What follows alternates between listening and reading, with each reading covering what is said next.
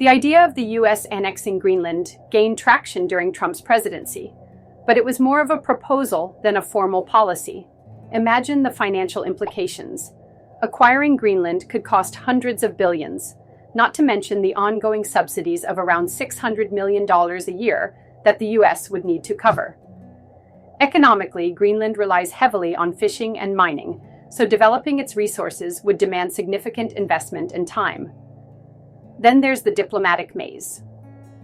Denmark and Greenland would need to agree, and that could take decades. Plus, international law would come into play, potentially facing opposition from global powers. The reality is, Greenlandic officials and the Danish government dismissed the idea back in 2019.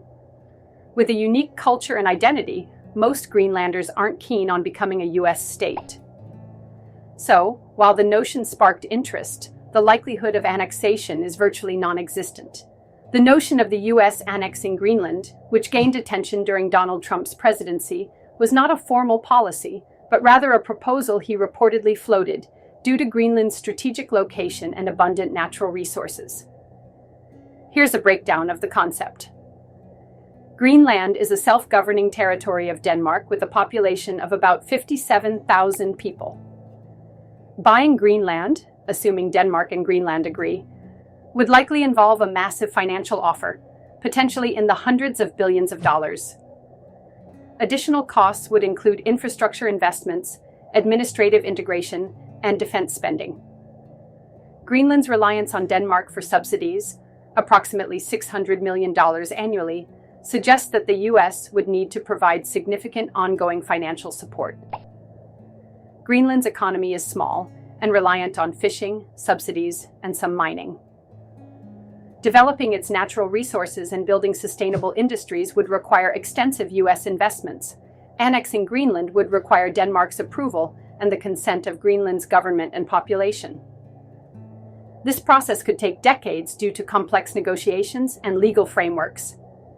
The annexation of Greenland would need to comply with international law, including agreements under the United Nations and other treaties. Opposition from global powers or organizations could delay or prevent the process. Greenlandic officials and Denmark's government rejected the idea when Trump floated it in 2019. Greenland's culture, governance, and identity are distinct, and its residents are unlikely to support becoming a US state. Denmark values Greenland as a strategic and historical part of its kingdom. Annexing Greenland would be a highly complex, expensive, and diplomatically challenging process. The likelihood of it happening is extremely low, as it requires the cooperation of multiple governments and Greenland's residents, most of whom have shown no interest in such a proposal. Brought to you by DKFON.com free blog posts.